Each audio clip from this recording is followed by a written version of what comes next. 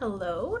We are continuing my little book club of The One Thing by Jay Papasan and Gary Keller.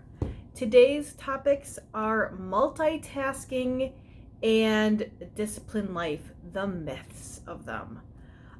So the first one that they tackle is multitasking, and the kind of first and main message is, in spite of what you may think, multitasking is inefficient. And so it goes back to one of my favorite things that I always tell people. It's really hard to ride two horses with one butt.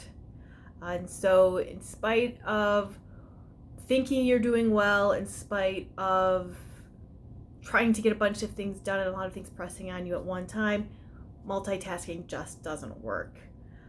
And just because we can multitask doesn't mean we should.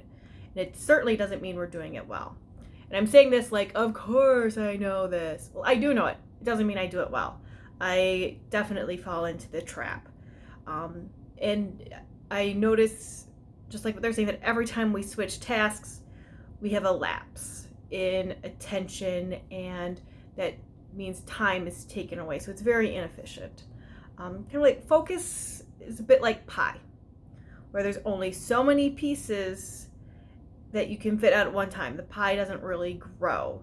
And so every time you cut, a little bit is taken away, right? There's a little sliver of pie that's no longer edible. And so that's what keeps happening every time you keep slicing into those little pies.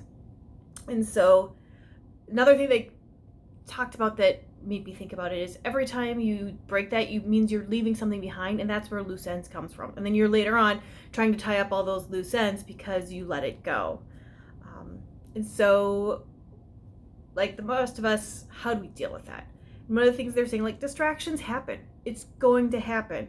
But you don't have to look for them. You don't have to set up your schedule to insist on multitasking. So try to deal with the distractions when they come, but don't set up your life to make them happen.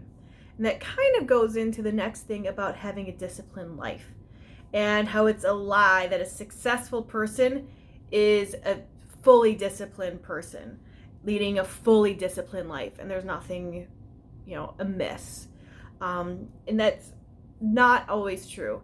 It's not that we need more discipline all across the board, just that you need to have focused discipline, and you need to direct and manage the things that need to be directed and managed, and be disciplined in those things, not in everything.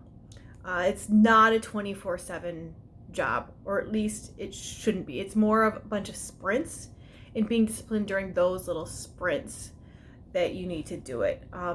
He talked about discipline being a routine of good habits, and choose the right habits and the right times to be disciplined, rather than trying to do that and just be disciplined enough for those things and try and do everything and have the most disciplined life. You're not having to follow military standards for everything. In fact, even the military usually doesn't.